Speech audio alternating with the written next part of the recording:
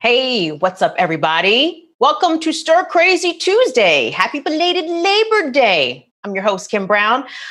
This is episode number 86 of Stir Crazy, and the title is 5 Alarm Fascism. Trump is burning it all down. That's right. We are seeing unprecedented everything across the board, including what's happening with this election, including what's happening on college campuses as colleges are doing the good or bad grand opening, grand closing spiel, with students being sent home because of COVID clusters found on their campuses. Are colleges trying to kill the kids?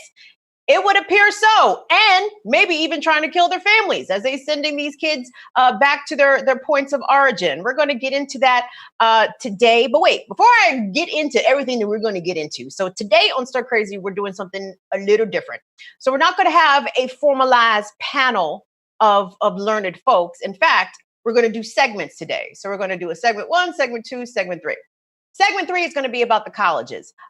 We're going to be joined today with professor from the University of North Carolina at Chapel Hill, Deb Aikat. Deb Aikat's going to be joining us. They are an associate professor at the School of Journalism and Media at UNC Chapel Hill. And we're going to discuss all the things surrounding colleges and COVID. It's kind of a big deal what happened at Chapel Hill. They had originally opened up for school, for classes, and then a number of COVID clusters erupted on campus and in the surrounding areas. So they went to all online learning. We're seeing a lot of resistance from students, especially graduate students who teach about the conditions that colleges are exposing them to when it comes to COVID. So that's coming up a little later on in the show. Then we're going to speak with activists and Indigenous writer Shawn Fleek out of Portland. Have you seen the pictures coming out of Portland? They have been about it in the streets for over 100 days and nights. Portland police have been tear gassing not only protesters, but this tear gas is now seeping into the homes of residents. We've seen the response from Mayor Wheeler out there in Portland, but activists on the ground say, hey, don't let Ted Wheeler boost you up now. He is no advocate for the people. So we're going to talk with Shawn and get the lowdown of what's happening in Portland. But to get us all started today, we have to look west, out to California, out to Oregon, Washington State, where these states are literally on fire. California is experiencing amongst one of the worst wildfire seasons on record, with over 2 million acres burned. There are numerous fires spread throughout the state. We are seeing nearly 15,000 firefighters trying to fight these blazes. And this all comes back to climate change. It all comes back to policies that have been enacted by both Republicans and Democrats.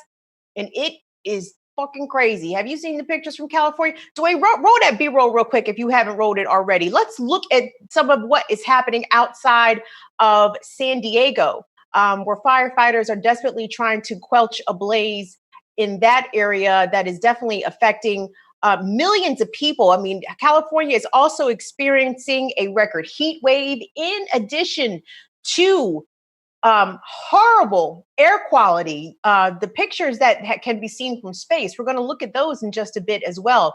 But I mean, y'all, have you ever seen these kinds of reds and oranges? I mean, we've always seen footage of forest fires and wildfires, but what we're seeing now is unprecedented. And that's where we're going to start. And to do that, we are joined today with our Real News Climate Change Roundup author, reporter, journalist from our Climate Bureau. Steve Horn is joining us today from San Diego. And Steve, I feel as if the pictures that we are seeing right now on our screen are not all that far from you, Steve. So let's start there. You're in San Diego. Can you tell us about what you have seen, what you are smelling? What does it feel like as these wildfires are raging in proximity to where you are? Sure, it's good to be back on Stir Crazy, and yeah, I mean the fires are about 30 to 35 miles from where I live. So I live in the city, and these are happening in what's called East County, San Diego, in a city called, I guess it's not a town, it's still its own city called Alpine, California, and actually, I live on a hilltop area, and at least on the first night, I didn't firsthand see it, but my wife saw the actual fire. You could see it blazing from 30 miles away at the top of a hill. So that's how immense the fire was then. And then the fire, at that point, it was about 1.5 thousand acres, or sorry, 1,500. Now it's over 10 times that size. It's over 17,000 acres right now, and potentially growing. It's at 3%. I guess it's 3% contained right now, but we are at a stage that if there was any kind of strong winds that happened, it could just go back to pretty much 0% containment. And so it's sort of been lucky in a way that the winds haven't been that strong in the past few days since that one started. And the other contextual thing in terms of like, what does it look like outside, you asked, and what does it smell like? It looks like it's really cloudy outside, and that almost never happens in San Diego. It's like it's probably sunny like 350 plus days per year. And I don't think it's not cloudy today. That's the residue of the smoke. In terms of what and some people have in other parts of San Diego I've seen on Twitter, and it happened here too, to a little bit lesser extent, but the sky sort of looked like a yellow in a way because the sun was trying to get through, but it couldn't through the smoke. And so if you look at the satellite images from the smoke, you can see how far it travels. I've followed the Arizona wildfires that happened earlier this year, and those traveled roughly 30 to 40 miles. So it makes sense that you could see the smoke from where, basically where San Diego is. The core of San Diego is about 30 to 40 miles away from where that happened. In terms of what it smells like, it's a little hard for me to, I guess, tell from here, like the smell, because I'm a little bit further away, but I guess it smells a little bit different. The bigger thing is what it looks like, though. And then, yeah, in terms of, I just want to situate it a little bit more for where the fire is actually taking place. It hasn't really been covered that much in the media yet. Maybe it will in the future, but just to situate where the fire is happening, something very close to a Native American reservation, the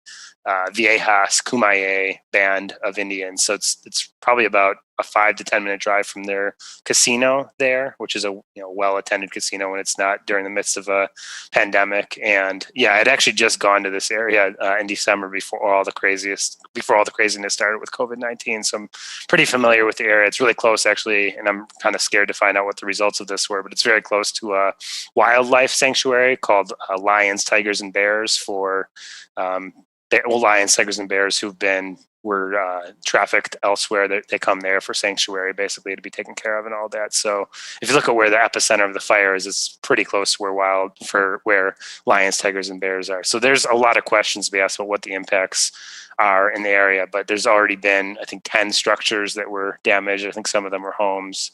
And like I said, the fires could still grow from here. Steve, I guess the simple question is, why is this happening? In wildfire seasons past, and correct me if this was either 2018 or 2019, but the year that the city of Paradise, the town of Paradise, California, was lost, I think that was the same year that PG&E, the power provider out there in California, was alleged to have helped cause these fires by failing to maintain some of their power equipment, which helped for these fires of a year or two ago to really spread and become extra devastating. So what has been the main driver of this year's fire season, and why is it getting progressively worse every single year for wildfires in California and on the West Coast in general? Yeah, well, I think, you're talking about 2018 was the Paradise Fire, that the PG&E actually ended up being indicted and charged as a felon for what they did and for their electricity lines being in these precarious places where if there is a spark, that the electricity lines could start those kind of fires. And of course, as you said, back in 2018, those were historic, is the term that we keep hearing, these historically large fires. Paradise destroyed an entire town. I mean, the entire town of Paradise was destroyed. Bernie Sanders went there during the presidential campaign just to kind of bear witness to it and show what the impacts of the climate crisis look like. So we're familiar with this iconic Paradise, but to put what's happening now into perspective, in terms of this year already, and then I'll say something about what is wildfire season, what is not wildfire season, but they're already this is the biggest ever year of wildfires in California history, and we're only in September, and that gets to what is wildfire season and what is not. We have not even reached what is considered wildfire season yet in California, which is roughly late September, kind of mid to late September through the end of the month of October. And if you look at when the Paradise Fire happened, that was in, I believe, late October or early November. So, I mean, we're not even at the point of the strongest winds happening yet, called the Santa Ana winds, which is one of the main contributors of wildfire. To get to that question, what causes these? There's many causes.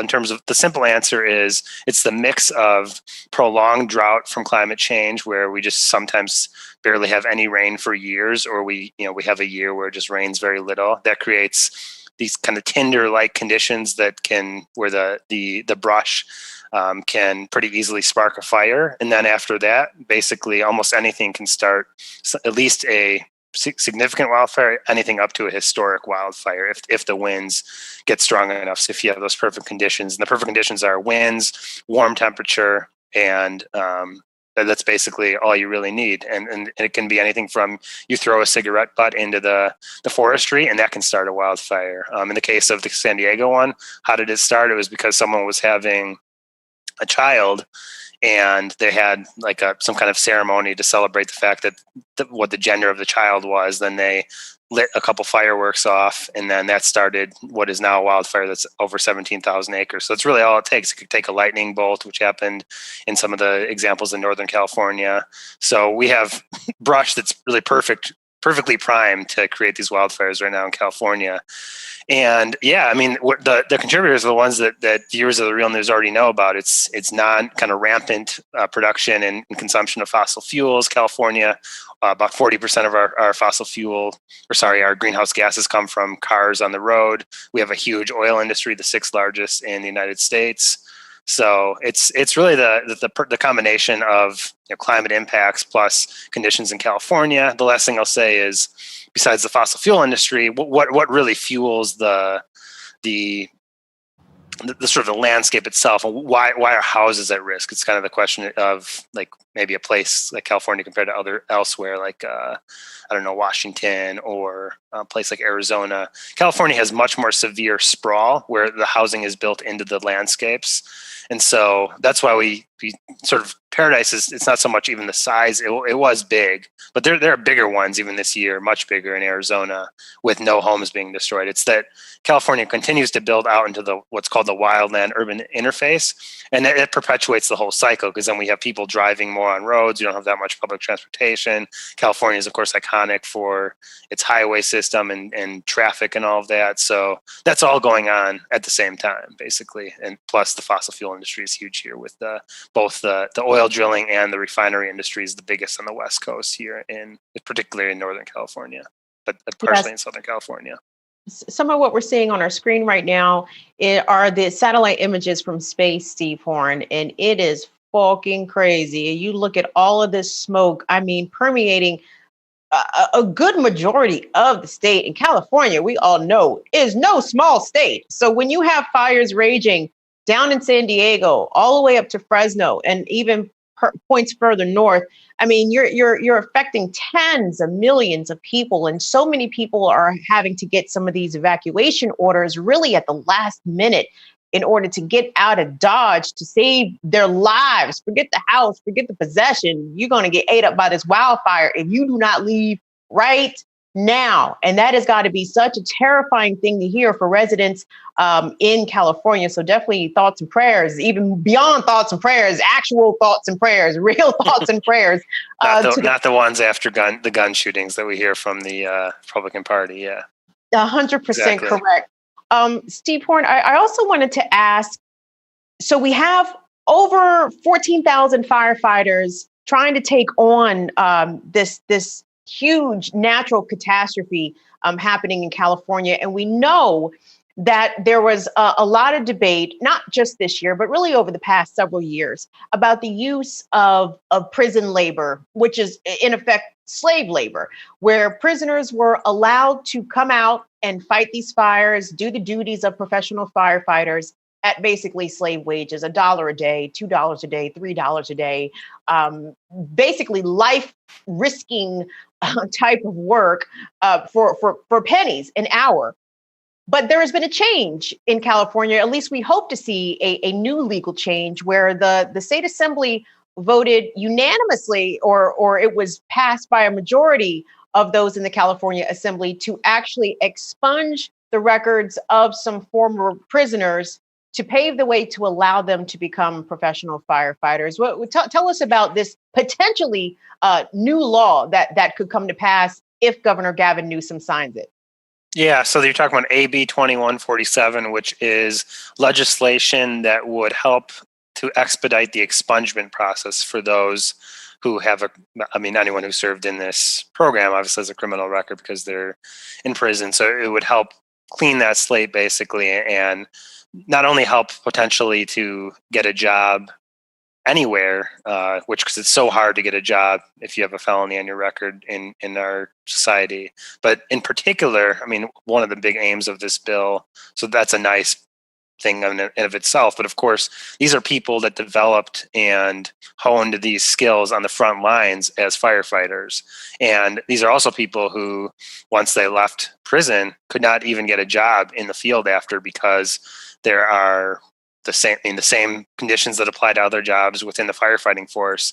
If you have a felony on your record, it's pretty much impossible to get a job. There are some exceptions, and there are organizations that were working to help navigate that minefield. But it's a minefield, right? It's almost pretty much impossible to get through it and get that job. So what this bill does is both of those things. It basically creates a incentive system for those who put literally their lives on the line as part of this, what's called the conservation camps program in California, to help them have a career after they have this unique skill. And there's so many other skills that you would develop as a firefighter beyond just frontline works there, just like teamwork and all these skills that could be useful in other careers that you just can't utilize right now because of all the incentives are working the opposite direction. So that's essentially what this bill does. And like you said, it passed almost unanimously in both chambers of the legislature, and now it awaits Governor Newsom's signature. And I haven't seen anything that I would expect him to veto it. You never know, because things are crazy these days, but I would expect him to sign it. And it coincides with other stuff that he's been doing on this particular issue. For example, he added lots more money to the budget for people actually working for CAL FIRE, which is the state agency for wildfire fighting, in the last budget cycle. Even though there was a huge budget shortfall due to COVID-19, he added money to that budget, basically about $100 million. And that $100 million mark is significant because if you look back at 2018, before they removed this clause from the website for the conservation camps, the state actually used to brag that it saved $100 million a year on utilizing what you described as this slave labor, which basically, to sum up how much they do get paid in this program, it's maximum of about $5 per day. Just to put it in perspective, that's when wildfires are actually burning. It could be as low as $1 per day. So it is basically akin to slavery, which is unfortunately completely legal under the United States Constitution under the 13th Amendment. So what my article that I wrote earlier this year aimed to show is that this is kind of a chink in the armor of what one source that I talked to for the article, who's working on these reforms, he refers to it as indentured servitude, because you're not compelled to do it. No one's dragging you there, but basically it's kind of like your best option, but it's still not a great option right now because of all the dynamics. And so he served in the program, and he said he's hard pressed to describe it as slavery. So he calls it indentured servitude. Either way, it's not good if it's slavery or indentured servitude. And that's sort of the impetus for these discussions that are taking place and the legislation that moved forward that was pushed by both the criminal justice reform community and the environmental justice community, and in particular the criminal justice community. I feel like the environmental justice community is still a little bit behind the times on really describing this as a climate justice issue. So it was the criminal justice reform community who took the lead on this issue. Steve, but it was really made clear this wildfire season how much the state of California really relied on the labor of these incarcerated people to fight these fires, because they were experiencing a shortage of firefighters. Do I have that correct? People who were in prison were being released because of the COVID crisis. Exactly. Obviously raging behind bars in California prisons, in state penitentiaries. So people were getting out of jail, But then the state of California is like, well, wait a second. Now, who are we going to get to fight the fires for $3 a day? Yeah, well, that's why that's another reason that you brought up a good point. That's another reason why they added money to the budget. But also, I think that before any of this, there was reforms that were passed under the Brown administration that allows for more early releases from prison. And so I think that they were realizing this whole, and actually, I just want to back up a second. When that was taking place, I think a lot of people know, or at least are somewhat vaguely familiar with the fact that Kamala Harris was the Attorney General at the time when those early discussions were taking place. And she actually, as Attorney General, wrote a legal argument saying against it. Yeah, she was saying we need these people.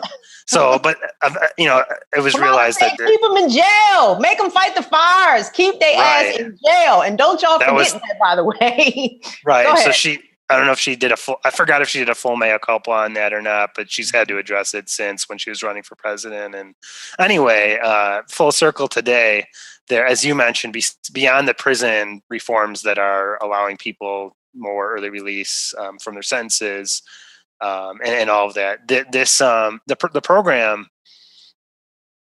this situation has led to, as you said, people contracting the virus. There's one point where there was, I think, over 1,000 people in June who were in the conservation camp program who had to be quarantined because there was an outbreak in some of the camps, and so. Yeah, I mean, that's been a problem, in particular this year, but I think in general, even maybe when we get past the coronavirus, there's going to be probably less and less people in the program. That means potentially more jobs, and that means there's a lot of people who served in this program over these years who could potentially get those jobs. So I guess that would be it's kind of if you want to just describe the situation, these are jobs, but the actual job they're doing is so horrifying, and like the big picture that there are these wildfires, of course, it would be better if we didn't need so many people doing this job, but considering that we're going to need these people, and as we mentioned, the quote unquote historic keeps happening every year, it's going to be a job that's needed in California for a long time to come. It's pretty insane what we're seeing really across the country, well, primarily to the west, with California engulfed in these wildfires. And then I'm not sure if you've seen this, but the wild temperature swing that has happened in the Rockies, in Denver, in areas like Montana, Wyoming, that were in the 90s temperature-wise yesterday. And today it snowed, and not like a little snow. It snowed a lot in places in the Rocky Mid. I don't even know what to call that. The Rocky Mountain areas. I'm not really. Yeah, sure. I think the Denver metro area too. Yeah, I guess would be the same thing. Yeah, I know that Denver had that swing. And shout out to our own Taylor Hebden out there in the mountains. I'm sure it dumped a foot of snow on her head today. But I mean, Steve, getting back to the wildfires, and before we let you go, we can't keep having unprecedented wildfire seasons every year. Without there being a major cost. What does this cost the state of California in rebuilding, in repairs, and then, I mean, for communities that are essentially wiped off the map, not just in California, but we had something similar happen. Was it Washington State, where a town was erased by wildfire? I mean, what 80%? Yep, so far. What are the overall costs, not just in money, but in people having to essentially see everything that they have go up in flames? And what does this especially mean for people who may be unhoused or lower income, or who may already be experiencing financial difficulty as a result of COVID in the first place? Yeah, I'm just going to take your thing about the temperature, and then I'm going to build from there. So I didn't say anything about this, but in the past week in like Los Angeles, for example, temperature was 107 degrees, I think, this past weekend, which is just insane for this time of year. In Los Angeles County, it got up to 118 degrees in one of the other cities more east, but not too far east from the ocean. I mean, LA is a county that at its west end does touch the ocean, so it wasn't that far away from the ocean. It got that hot. A few weeks ago in Death Valley, it got up to 130 degrees Fahrenheit. Here in San Diego County, and just not that far from me, just a little bit northeast, in a city called Escondido, it got up to, I believe, like 113 degrees Fahrenheit. By me, it got to like 103 degrees. This is just all insane. Okay, that's probably like 15 to 20 degrees higher than normal temperatures for this time of year across the state, at least the southern part of California. I think all the way, the whole state. So this is just nuts from that perspective. What's happening for the temperatures in this state, and in terms of to like talk about the impacts for a second. Yeah, I mean, I talked a little bit about how the fact that one of these fires is blazing right next to a Native American reservation, in Alpine area. But in terms of who's affected first and foremost by this was chronicled in a narrative that I did a few months ago. But it's still the essential workers. It always comes back to the quote unquote essential workers who are treated as anything but essential in our society. So in this case, it's agricultural workers, farm workers, largely Latino people who are doing this again, like something close to slave labor for what they get paid as well. And they're right out there while this smoke is burning in a place like Sonoma County, right there to potentially not only like be at risk of the fire, but also the big premise of all this year is that it's happening during COVID-19. So it's happening, this smoke in the air makes you more susceptible to contract the virus.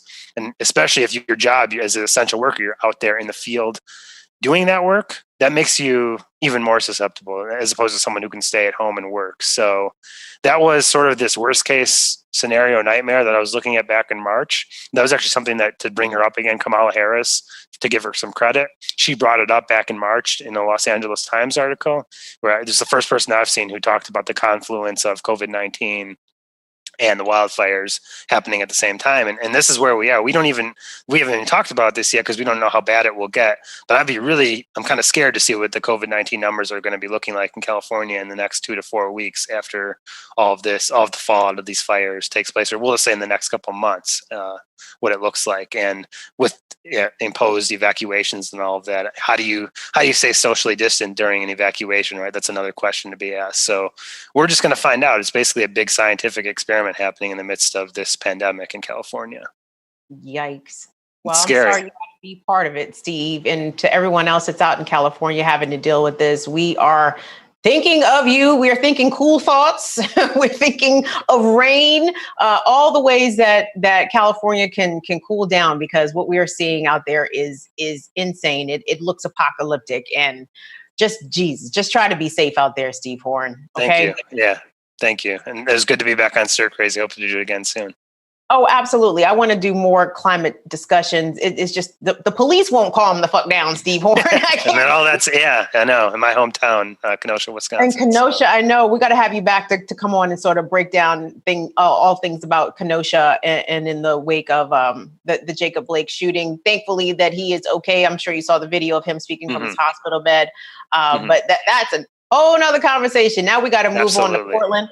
We've been joined today. Steve Horn. He writes the weekly climate roundup here at The Real News. He's part of our Climate Change Bureau. Check out Steve's reporting at therealnews.com. He's joining us today from San Diego.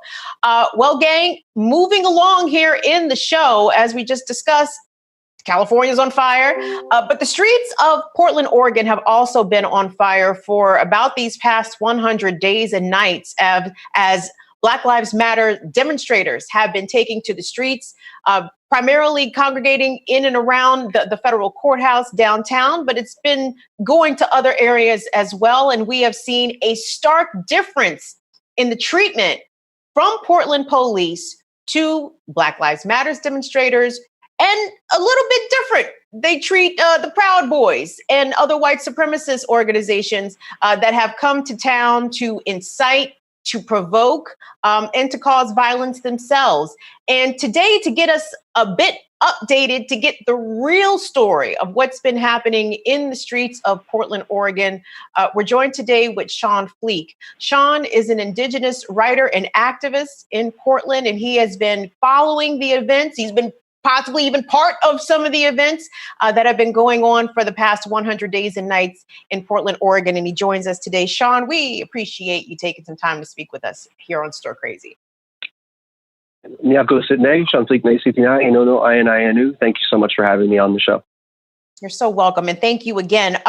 First, I want us to look, Dwayne. There's a video of some footage from Saturday night, this past Saturday, this weekend in Portland, where the police, I can't say that they have seemed to escalated, because they have seemed to be at a consistent level of escalation and provocation with members of the community and people that have been taken to the streets to oppose police violence. But this latest video that I'm about to show is disturbing in the sense that it shows so much tear gas. I mean, an exorbitant amount of tear gas. And we know even a small amount of tear gas is really unacceptable, as it is a weapon of war in effect, and causes all kinds of health problems to people who inhale it. But let's just take a look at this, because this is absolutely excessive force, in my opinion. Let's take a look at that, Dwayne.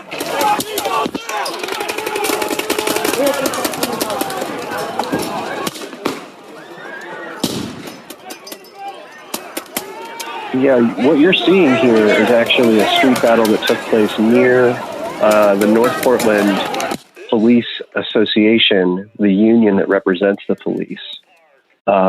Demonstrators have been spending a lot of time actually calling attention to the fact that the Portland Police Union is the source of a lot of our problems. And so they're absolutely going to see what seems to people outside of Portland like an excessive amount of tear gas, although as of right now, I mean, yeah, the firebombs are pretty terrifying. And this is the first time that we've seen anything like that in our streets, was just a couple of days ago. But this is a pretty standard amount of tear gas in Portland nowadays. We get this pretty consistently. We were getting it before Trump's federal secret police invaded. We have been getting it for years, honestly. So this is not that new to us. This level of sustained protest is definitely new for us. But what you're seeing here is pretty reflective of an evening, although, as I said, the use of the firebombs, which we don't know who did that, and that's nothing I would ever condone. The firebombs are new, but that level of tear gas is absolutely common at this point. Our police, as you said, they don't seem to want to stop fucking around. They are serious and just persistent in their escalation of force.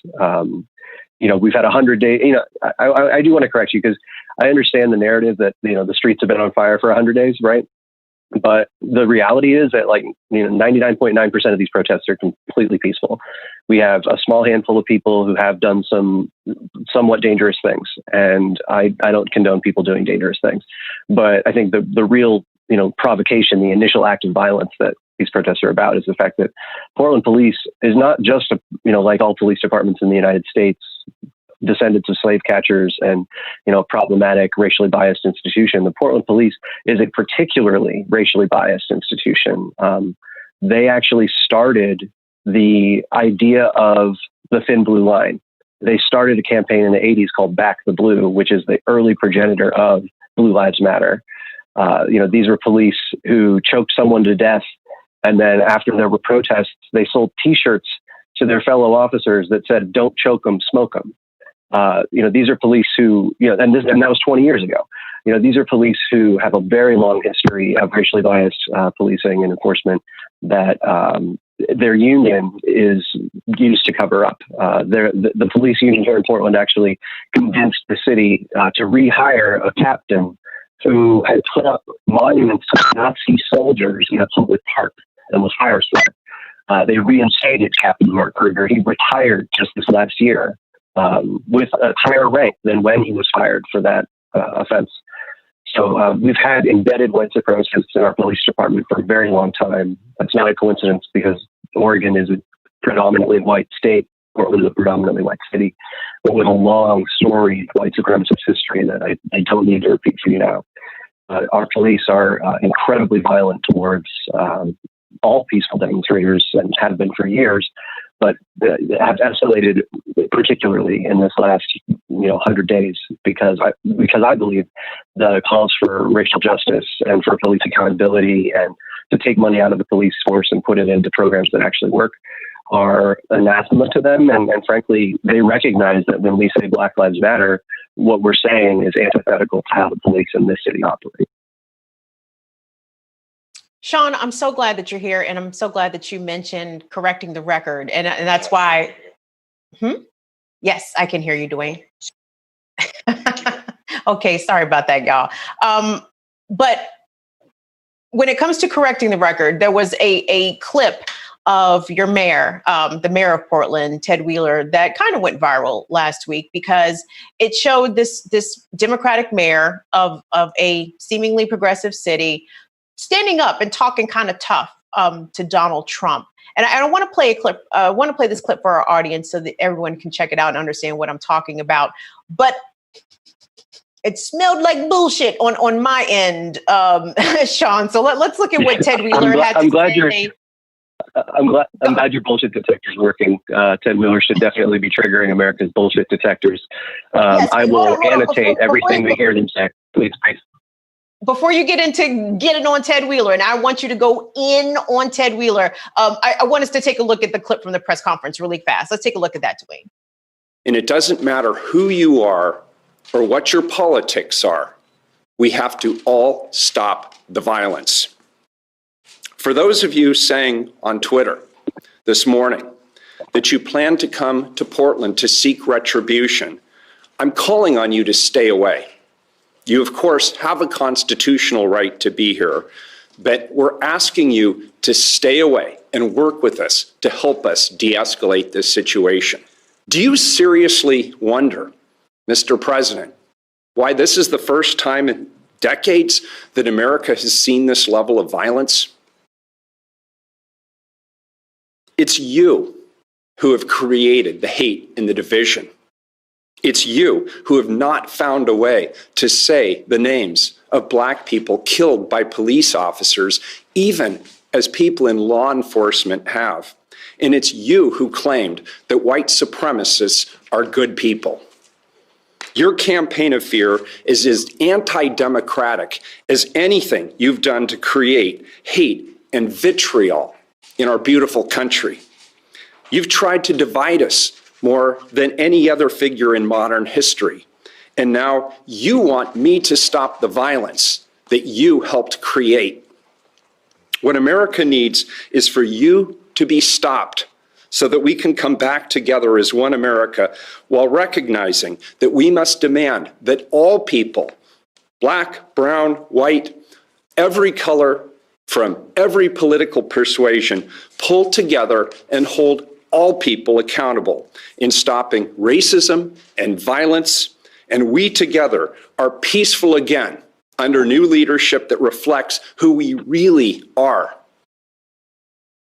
Now, Shawn, a lot of activists in leftist circles have been pointing across the country at mayors of Democratic cities like Washington, D.C., like Chicago, like New York City, all these Democratic leaders who make Black Lives Matter Plaza and do all these symbolic gestures. However, they are unleashing their local police forces onto Black Lives Matter protesters. And it seems to me that Portland and Ted Wheeler are very much in the same boat. Why did Ted Wheeler's press conference just smell like bullshit? How was Ted Wheeler in real life? How does he really treat protesters even before Portland got the national spotlight these past few weeks? Okay, flashback 2017. There was a climate march in Portland, 3,000 people marching for climate justice. On the other side of town, there was a white supremacist rally march that interrupted a day parade. And this city, under the guidance of Ted Wheeler, gave a personal bus escort to the white supremacists on our city buses, like a chartered custom Portland city bus just for them to get them back to their cars. This mayor has a long history of overseeing a police department and a city infrastructure that has benefited and allowed white supremacists to run roughshod over our city. These police have brutalized me and many of my friends for years. These police, predating even Ted Wheeler's term in office, he ran on a police accountability platform and then did fuck all to do anything about it. He has failed to hold his police accountable. He refuses to speak out about obvious improper uses of force. He is 100% just trying to salvage his own reelection right now, in the exact same way that Donald Trump wishes to use Portland as a distraction so that he can talk about the violence in the streets and be the law and order candidate. But Ted Wheeler, I almost said Donald Trump again because I can't tell him apart. Ted Wheeler has been so focused on Donald Trump and trying to talk tough because that helps draw attention away from the fact that Wheeler has refused to hold his police accountable to what community members have been demanding. Black-led organizations here in Portland, the Portland African American Leadership Forum, as well as another group called Unite Oregon, have been calling for a $50 million reduction in the police budget. Wheeler has ignored that call entirely. He says that it's an arbitrary number, as though Black people don't understand how budgets work. He has refused to appoint our city's first and only African American woman city council person, Commissioner Joanne Hardesty, has said she wants to take over the police bureau from him because we have a weird system that appoints the mayor gets to choose who is in charge of different bureaus. He's appointed himself in charge of the police bureau when Commissioner Joanne Hardesty has insisted that she be placed in charge of it because he can't handle his police. He has absolutely got blood on his hands. He's absolutely got tear gas in his, he is responsible for this tear gas. That's why it was so comical when he decided to use a photo opportunity of getting tear gas himself, because his nickname on the street here is Tear Gas Teddy. And while I'm not one for name calling, I would much rather just call him a neoliberal shell who is way too invested in the business interests that want to see him reelected so nothing else can change in the city. I recognize why you get a nickname like Tear Gas Teddy, and it's not just from this 100 days of protest. It's from a sustained lack of accountability. You have to understand that when people tell you you've done something wrong, you can say, he even admitted recently, I've messed up and I've gone it alone and I need to change. But he hasn't changed. There's been no change in behavior. That's the whole point of accountability, is that to truly be accountable, you have to change. He hasn't. And that's how we end up in the situation that we're in, with Portlanders being subjected to the use of CS gas and other toxic substances night after night. It's visible on the streets and on the trees downtown. You can see a difference in the trees nearby where the demonstrations are happening because the trees are suffering as a result. For those who don't actually care about Black lives, but just care about the environment, it's running into our watershed, killing off plants. But for those of us who do care about Black lives, which is thankfully the majority of people in this city, we're absolutely disgusted at the way this mayor and his police force have been treating people for this last 100 days, for this last 4 years. And frankly, it's just a continuation of the same systemic white supremacy that's been baked into this city's fabric for a very long time. Now, Shawn, when you say that you're disgusted with the way the mayor and the police force, by extension, have been treating people in the streets, really you're talking about how they have been treating Black and brown people and people who are out there marching on behalf of Black lives. When it comes to the white supremacist faction of protesters who have been there, even called out to go there by President Trump and his supporters, it's usually a different reaction by police. And we saw an example of this, really lots of examples. But this next clip I want to show happened outside of Portland in Salem. And there was a big rally of Trump supporters, groups that support Donald Trump, like the Proud Boys. And watch how police are speaking to this group of white supremacists, because they want them to move. They basically want them to go either back across the street or back to the designated area where it was okay for them to go. And we have seen people in Portland be beaten, tear gassed, maced, assaulted, punched, arrested when police want them to move. But let's see how the police want the white supremacists to move in the different ways that they approach them by doing that. Let's look at that, Dwayne. You already hit me once today, homeboy. I'm not going to be stupid. Go away. Literally, go on your side. Come on. Let's agree. You murdered one of my partners 9 days ago. Listen for 1 second. Let's agree. Listen. Let's agree that we're not going to agree and stop. I'm asking them to go. Everybody go back to your side over there now. Enough. Enough. Go all the way back over there. That was likely stolen by one of these. You're right, but there's no point to it. Go back over there now. Enough. Thanks, Officer. I was here. Now, I didn't see a baton. I didn't see a canister of mace. I didn't see any weapons displayed to get the protesters or to ask the protesters to move by police. Shawn, talk to us about the difference in treatment that you have witnessed, how police handle white supremacists and Trump supporters versus those who are out there marching on behalf of Black lives. Absolutely. The best example that we have of this comes from just 2 weekends ago. There was a Donald Trump pro-fascism, I don't know what you want to call it. We're now calling them the red hate. There was a misspelling of red hats, but the red hate was downtown. And the fash actually had a gun. One of these dudes, one of these chuds was dressed as a cop with, some makeshift police outfit on. He's waving a gun around in the face of people who are protesting. The police did nothing. They didn't step in. It's illegal to do so, right? They didn't step in. It's a felony to brandish a weapon in that way. We have laws on the books that they could be enforcing to stop these people from waving weapons around, at least in their, First Amendment protected protest. There was another guy at that protest who has warrants out for his arrest for previous violence that he's inflicted at protests. He's known to have warrants. All of us in the community know this guy. He's unmistakable. He's a giant dude. And everybody seeing him is telling the cops, that guy has warrants out for his arrest. They did nothing. They don't stop him. The police say, well, we didn't have the resources because we were busy with the previous night and we knew that we were going to be busy the following night and we just didn't have the resources to intervene. And that frankly just doesn't pass the smell test. These police officers try to say that they're going to stop violence, that they're heroes in our community who intervene in crimes. And then there are blatant crimes being committed right in front of them where people of this city are being threatened by outside agitators and the police don't do anything.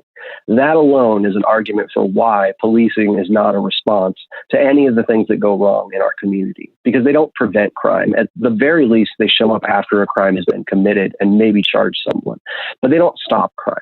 And we know that. And that's why the community here has been calling for investments in the things that we do need, the community safety programs that actually keep our kids safe, that are either peer-to-peer intervention to stop gun violence or are, better education, better health care, the things that get people the supports that they need so they don't go down a bad path.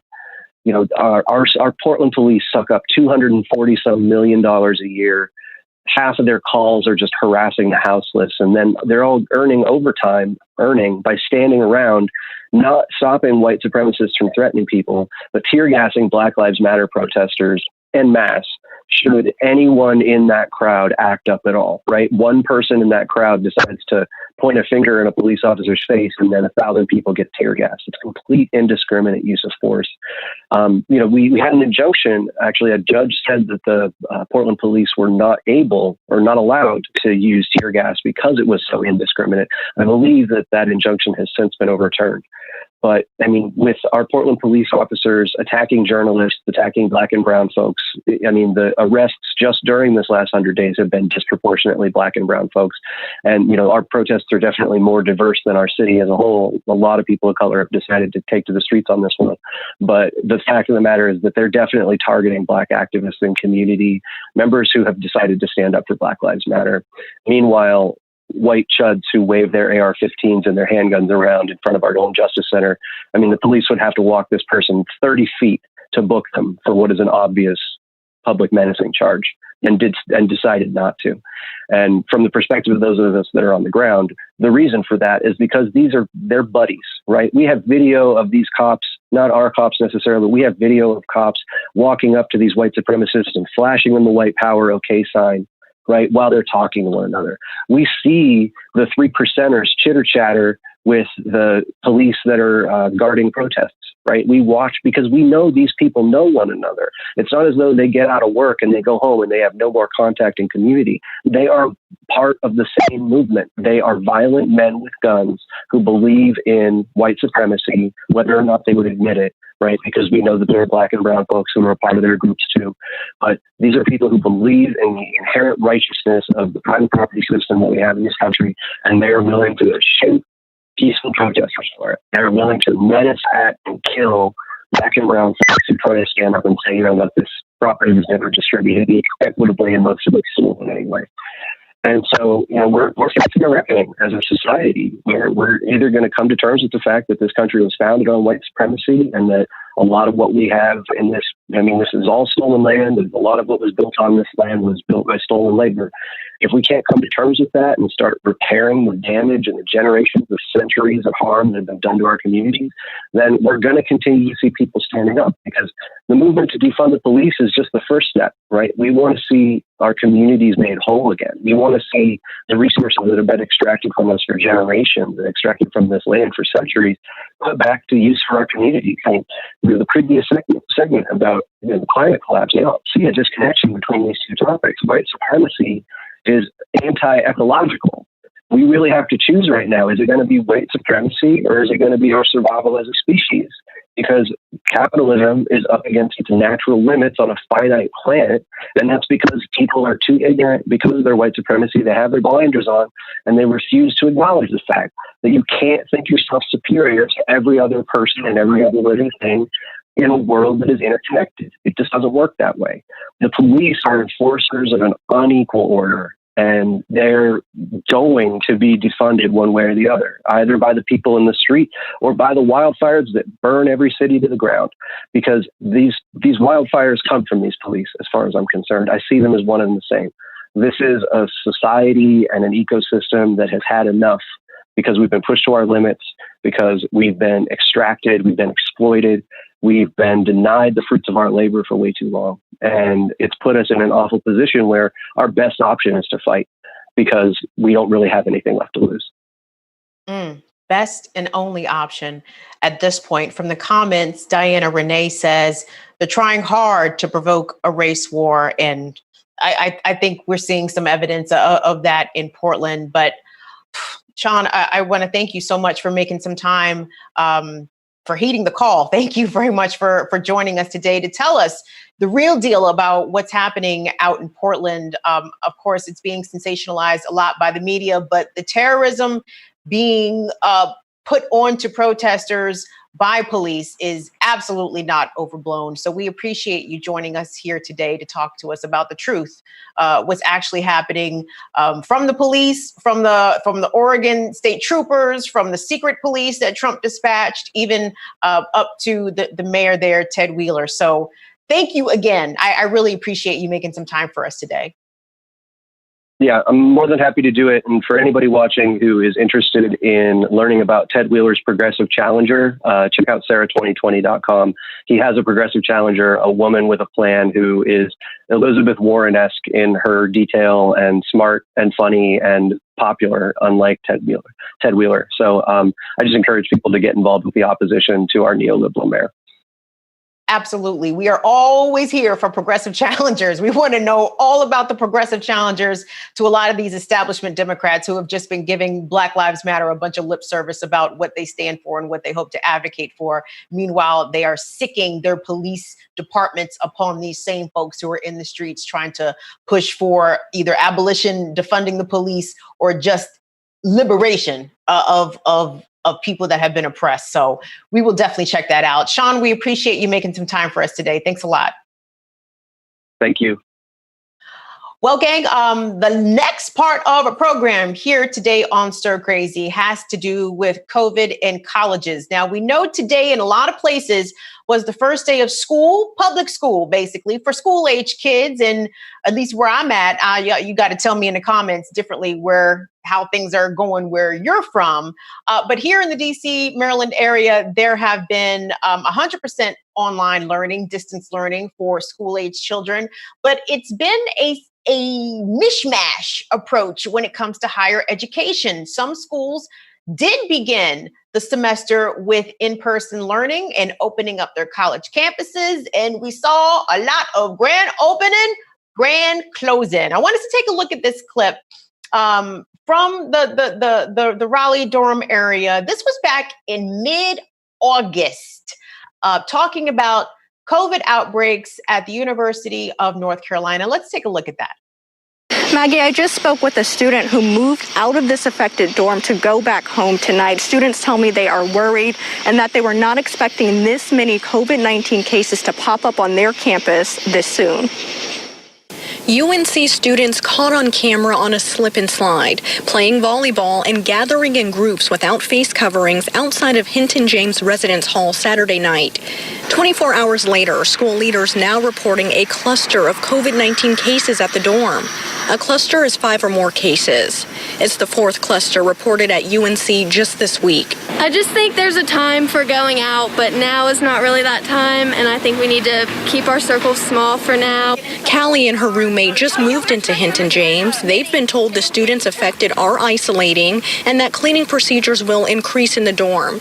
But they plan to stay put in their room to keep safe. I mean, it definitely is unsettling, but I know like the other dorms have already had a lot of cases, so I feel like at this point we were kind of just waiting for it. A student who lives one dorm over gets her mail and packages at Hinton James. She worries about exposure and is now considering off-campus housing. So you really just have to like stay in your room now. You can't even trust your friends for who they've been around. It's just really scary. Faculty Chair Mimi Chapman penned this letter to the chairman and UNC Board of Governors. She's asking for more campus-based authority regarding the school's pandemic response. Well, it's distressing. We certainly knew there would be cases on campus, but clusters is different. Chapman is leading a special meeting with school leaders Monday to address the spread and hopefully prevent future situations like this.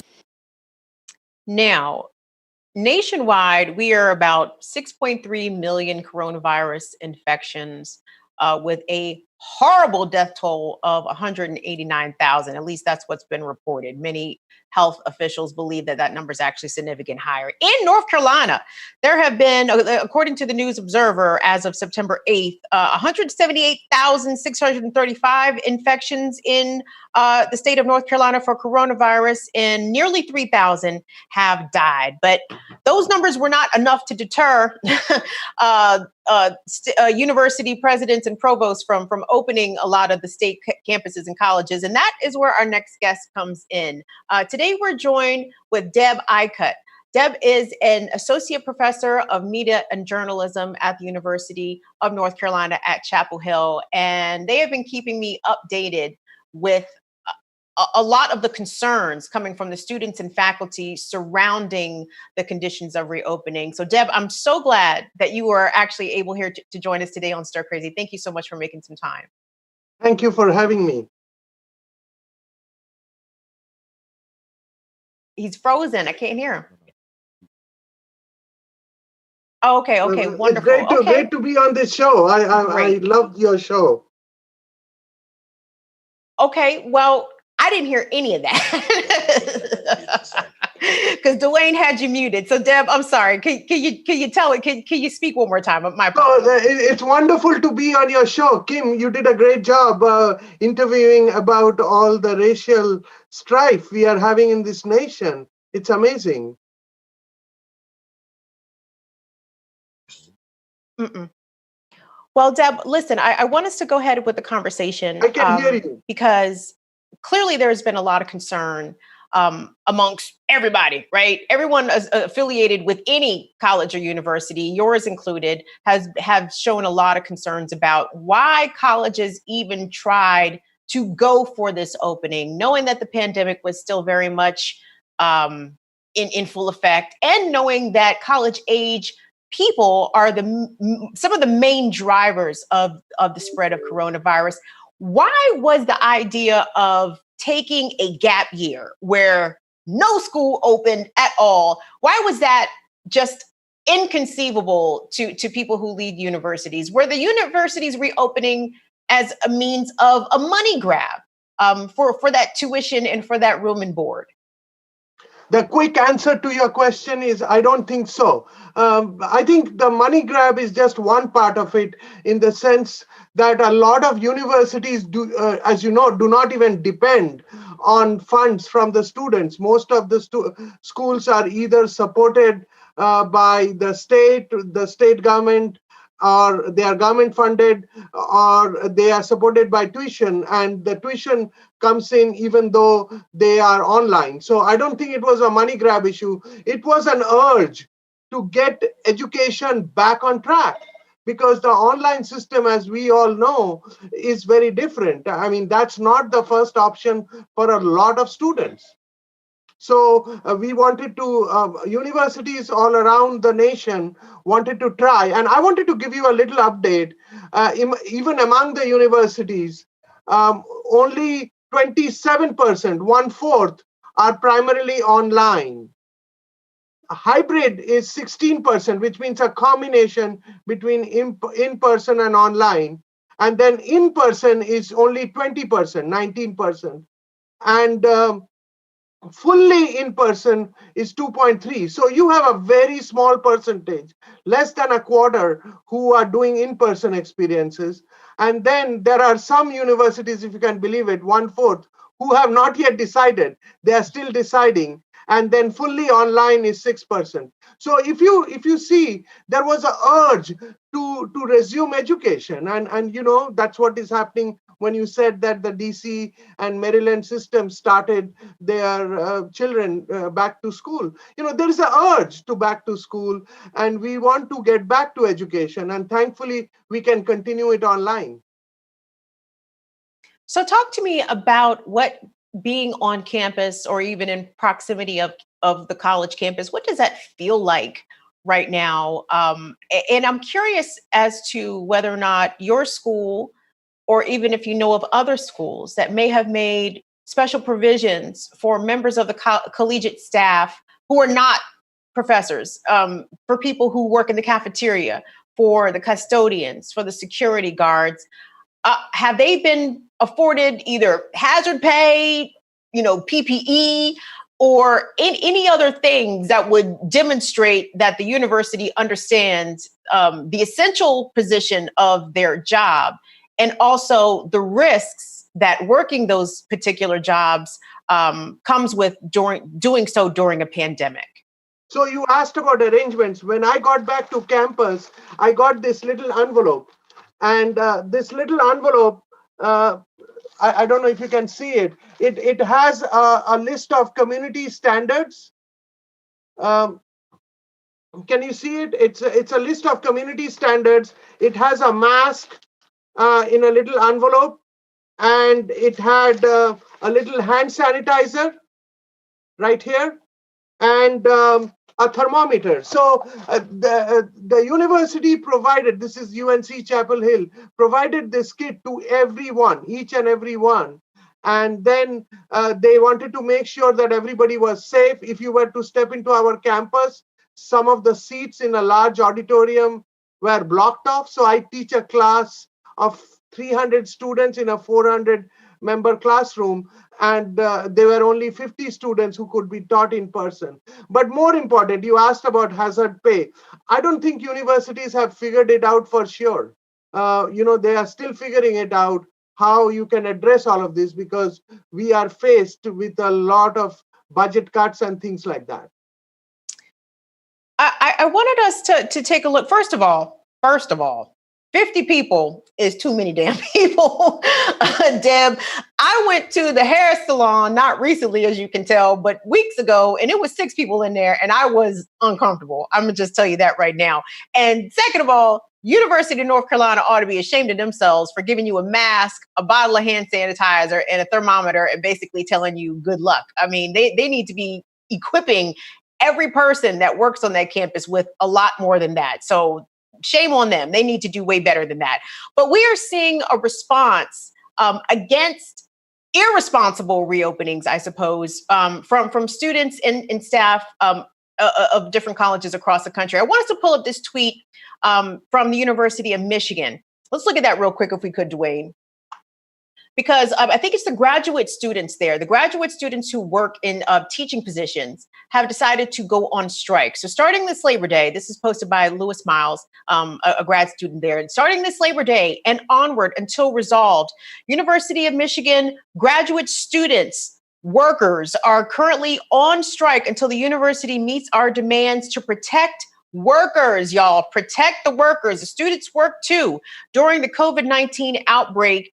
and end relationships with Ann Arbor Police Department and ICE. So, and we're seeing something similar happen. Actually, this is posted in the Michigan Daily that grad students will go on strike in response to reopening plans.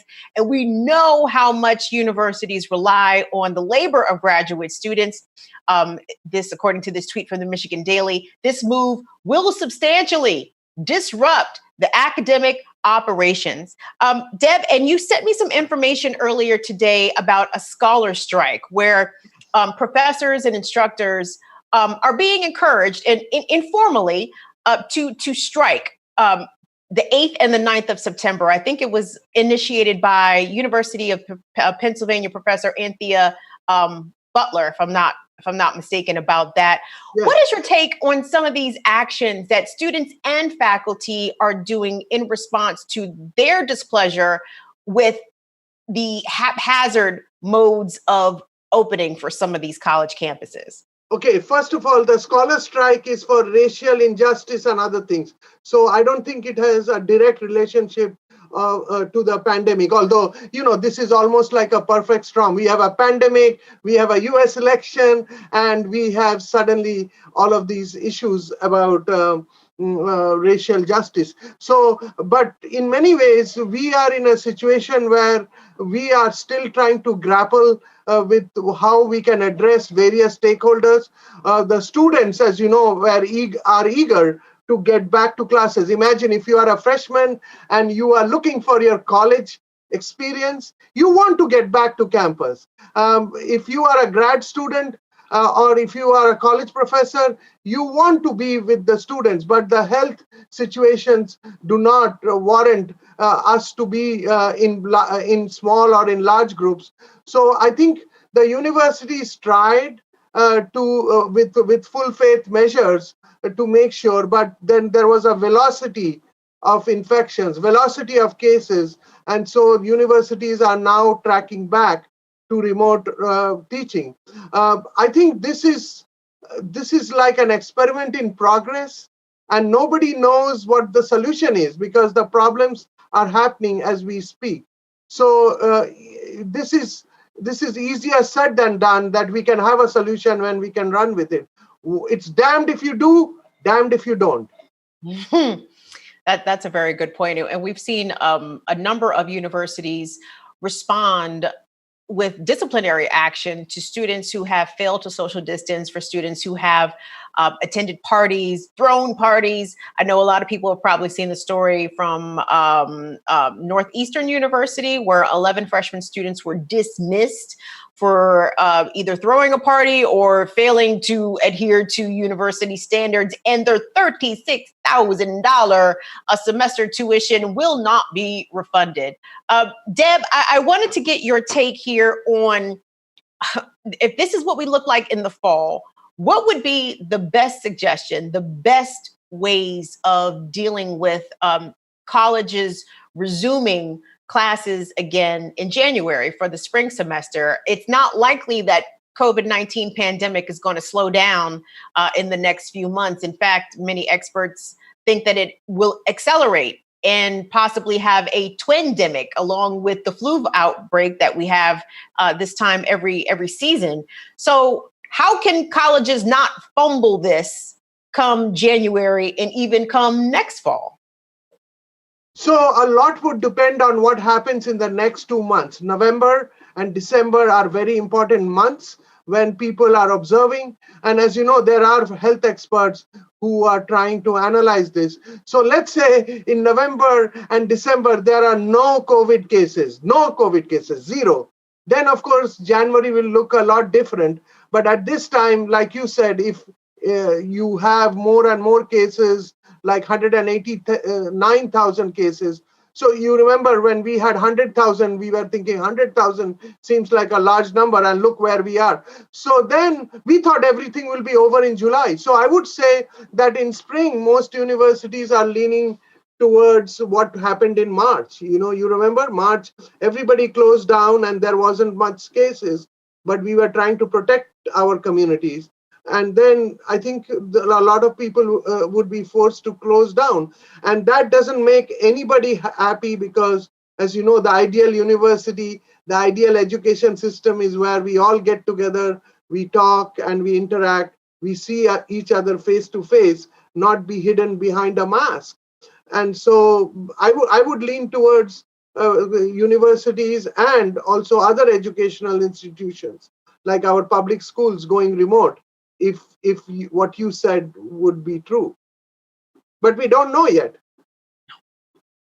No, we don't. And I certainly don't envy your position having to navigate this in uncharted territory, nor do I envy the students who, like you said, desperately want the collegiate experience, but are having to try to do so via a pandemic amid confusing directives from colleges and universities that initially opened up campuses for some residents, and then some schools are now sending kids home, which is befuddling. But I hope to have you on again, Deb, so we can discuss this further, because this is first of all, this is an ongoing conversation, and second of all, even from higher ed to standard education for school age kids, I mean, this is something that is affecting everybody, whether or not you are actually attending school or no. So I thank you so much for making some time with us and giving us the perspective of what's happening down at Chapel Hill.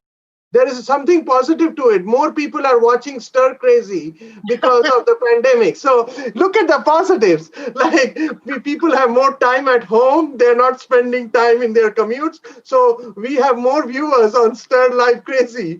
And that is a good thing, right? So people are more engaging with the news, as you saw. So there are some positives to it.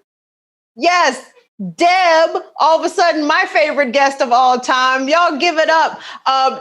We have been speaking today with Deb Aikat. He is an associate professor at the Hussman School of Journalism and Media at the University of North Carolina at Chapel Hill. Fan and friend of the show, Stir Crazy. Deb, thank you so much. We appreciate you speaking with us today. Thank you. And listen, gang, I hope you guys liked what we did today. Don't know if we're going to do it again this way on Thursday, but it's how it went down today. So thanks for everyone that was in the chat and in the comments. Thank you so much to everyone who was watching on Periscope via Twitter. And listen, we will see you on Thursday for the next episode of Stir Crazy. I'm your host, Kim Brown. Thank you for watching the Real News Network. See you later. Bye.